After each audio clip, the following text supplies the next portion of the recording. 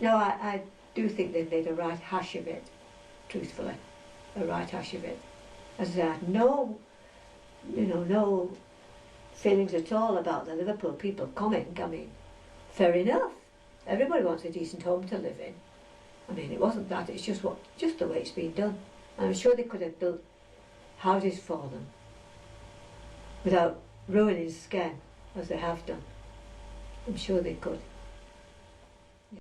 I think if they hadn't cut Sandy Lane, it would have been far more convenient for the residents of Skelmersdale.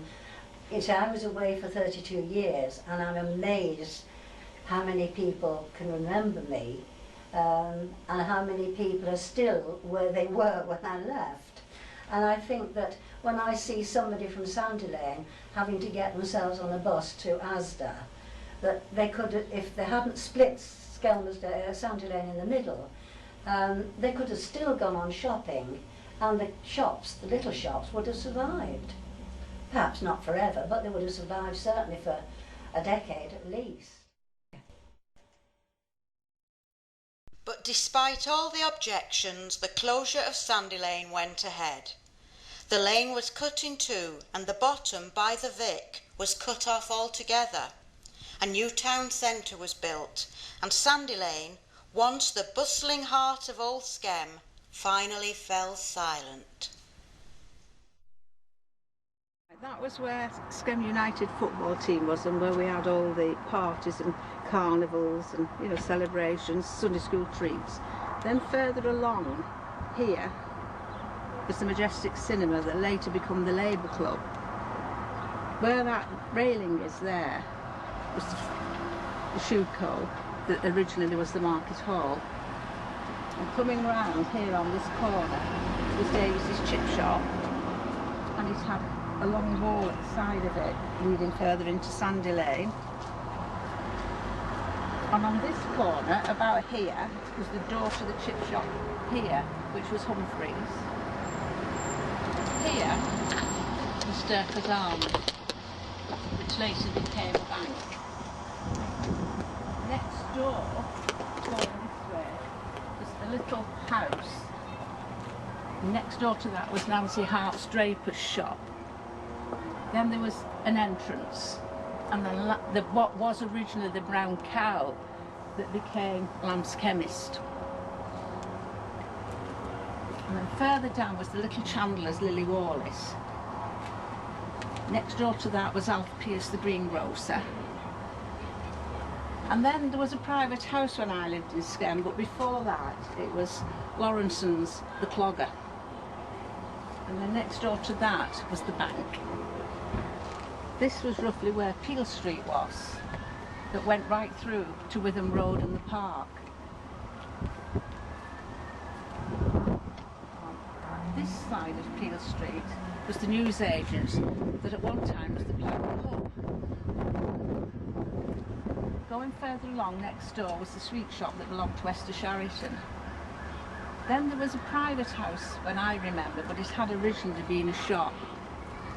Next door to that was Annie Pye's furniture shop, which was double fronted.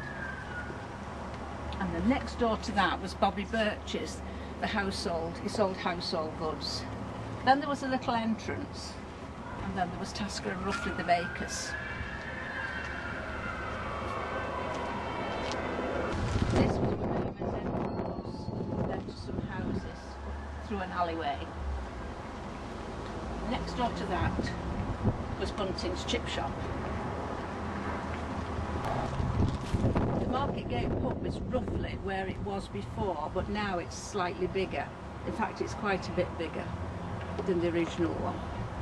The shops in this area was Andrew Ashcroft's, Hutchison's Chemist, Mrs Bolton, Hutton and Lowe, Wainwright's, the Meadow Dairy, Madge Dewson's hairdressing, which later became Nick's the Cleaners, and then Lizzie Close, and on the corner of Smith Street was the post office.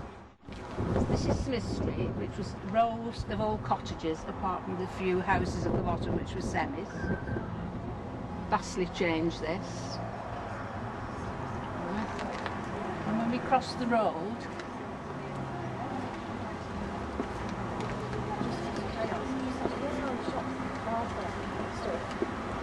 On the corner here was Swift's, originally Swift's, and it became Bell's Cafe and Confectioners.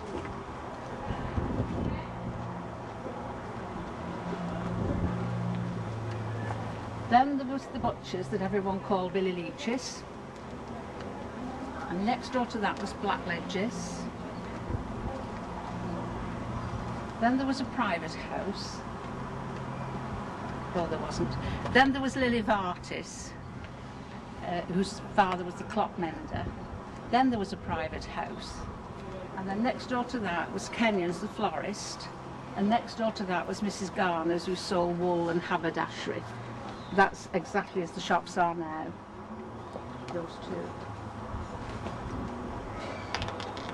On the corner of Elsham Road was the Quap Drapery, and next door to that was the Quap Shoe Shop. Then there was a house that was Dr. Fox's surgery at one time, and then Dr. Kennedy took it over, and then it went to a private house. This was Pete's Paper Shop, newsagent. Next door was Charlie Faulkner's, the barber. Next door to that was Pete's Paint and Decorators, and next door to that was Len Rainford's television, radios, electrical, whose son also did photography in a studio at the back. These houses were part of old Skem, but they've all been updated, modernised. Two houses here on your left, they were here, and I haven't changed much. This house was where Brown's had his dental practice.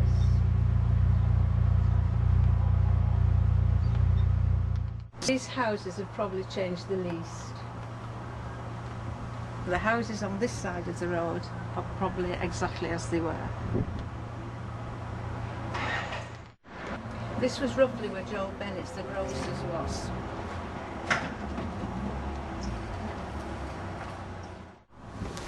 This shop was Ramsbottom's, the fruit and florist shop. Hutton Road's just as it was, you know, the opening to it.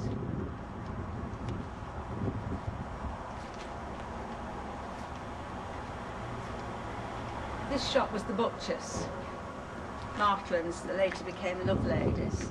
Then we come to Ethel Hall, the hairdressers. Next door was Carr's shop, the drapers and children's wear. Then we come to Miss Fennis, groceries. And Jack Sharrock, shoe repair. And next door to that was Ackris Fancy Goods.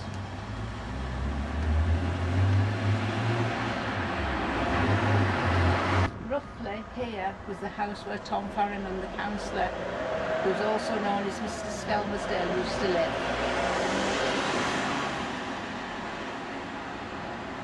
Foster's bicycle shop here. Further along there was Gregson's offices and the Millie Tootle's cake shop. And then at the corner there was Russell's, the newspaper shop. Just about here was Tommy Morris's garage. This side of the road has altered most of Sandy Lane. On this corner there was a butcher's, and then there was a row of little cottages, and in one of those cottages this little shop selling sweets. The road went right down to the bottom, and there was Holmes's chip shop, and then in my time it was Noreen's milk bar, but it had been other things. Then there was an entry, and then there was Brighouses, greengrocers and ironmongers, and then a row of a few cottages, and then a space, and at the bottom of the South West Lancs Farmers. On the corner of Rhythm Road we've got Hollers and Hesketh's, that was there when the new town came. Next door to that is the Vic, Victoria Hotel. Next door to that was Mr. Webb's house, where in the front room they have the Midland Bank. Then we come to the Cenotaph, and last of all, at the bottom of Sandy Lane, we have the town hall. And that's it, the bottom of Old Sandy Lane, a street that has so many memories for people of Skelmersdale, including me.